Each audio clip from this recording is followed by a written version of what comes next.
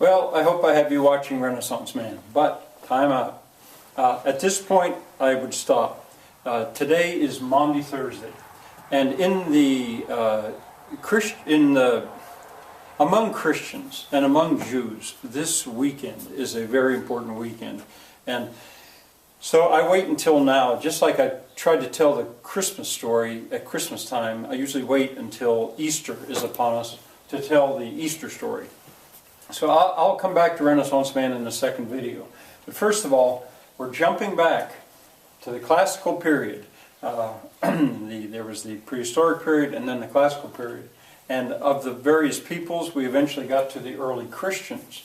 And I'm fairly sure that I already had you put in your notes that there's four Gospels. The New Testament is what makes Christians different. Matthew, Mark, Luke, John, and then Acts, and then a whole bunch of letters, and then Revelation at the end. Well, anyway, among the early Christians, there's not that much disagreement, I think, among modern Christians. When you look at this stuff, the disagreement came later, so it's fairly safe to talk about this because basically there are four versions: Matthew, Mark, Luke, and John. They are not identical. And the first three, Matthew, Mark, and Luke, are sometimes published as parallel scriptures, so you can read right side by side what their versions are. All four versions all four have a version of what happened on Easter weekend. But anyway, after Jesus was grown, we hear almost nothing about him except for one story when he's about 12 years old, where he's teaching in the temple. But then when he's about 30, we find that he is now gathering up his disciples. There's 12, and there's also a woman named Mary Magdalene. These follow Jesus as he moves about. And during this time, for about 3 years of his teaching, there are stories about Jesus. Miracle stories is a genre, really, and there's a bunch of them. For example, changing water into wine. That, I think, was the first one at a wedding. The story of him walking on water. There are many healing stories. Probably the most dramatic healing story was the story of Lazarus, who was dead, and Jesus brought him back from the dead, according to the story. But then there are also stories of Jesus, where Jesus told stories, and these are called parables. They're little stories with a lesson. In some ways, you could say they're related to fables, but they're not. They're not really the same. An example, and I don't know, there might be 10 or 15, maybe more. The Good Samaritan is maybe one of the most famous of them. The prodigal son. Well, yeah, I should have written that down too. The prodigal son. The Good Samaritan, where somebody who you would not expect to help, helps somebody. It's a pretty good story. The parable of the seed, the sower. I should have said the sower, who scatters seed, and then the prodigal son.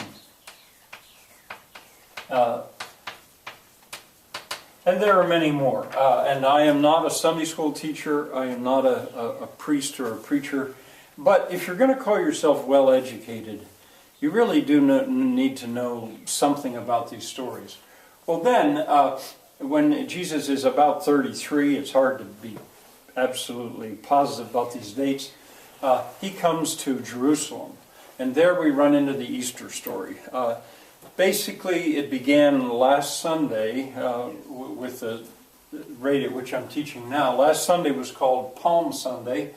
Jesus, being a Jew, was doing what good Jews did, and that is celebrate Passover.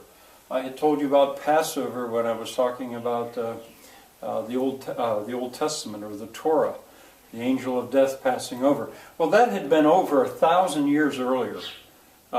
But Jews were still celebrating it at that time, and they still are celebrating it at this time. So this coming weekend, Jews will celebrate Passover. Well, Jesus was going to celebrate Passover in Jerusalem. The name of this week, among many Christian churches, they refer to this week as Holy Week, from Palm Sunday up until this coming Sunday, which is Easter Sunday. Well, during this time, Jesus goes to Jerusalem and he does a lot of teaching. He goes on a rampage in a temple. That always got my attention as a kid, where he knocked stuff over and drove people out.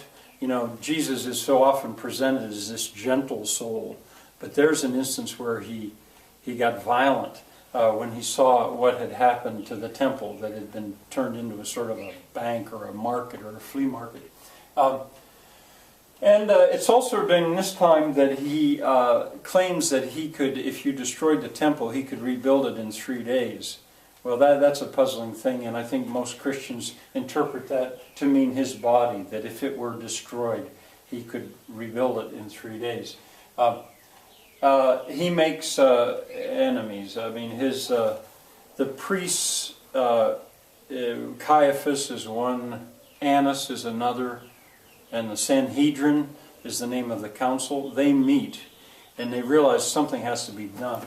With Palm Sunday, Jesus was so popular at this point that he was like, I think it's valid to think of him almost as a rock star. People were so excited when he rode into Jerusalem on a donkey, a very humble way to come in, but waving palm branches. And if you want to try to put yourself in the mind of the Sanhedrin, what were they thinking? Well, Rome had them under their thumb. And Rome at any point could have done anything they wanted to. And if it looked like a rebellion was coming up among the Jews, that was reason to fear. Well, in any case, the Sanhedrin met and they decided Jesus had to be stopped. And I believe it was Caiaphas that argued it wasn't enough to simply stop him. He was going to have to be killed. And now we come to today, Maundy Thursday. Tonight is when the Last Supper occurred, and I'll have more to say about that tomorrow. But now I'm going to go back to Renaissance Man.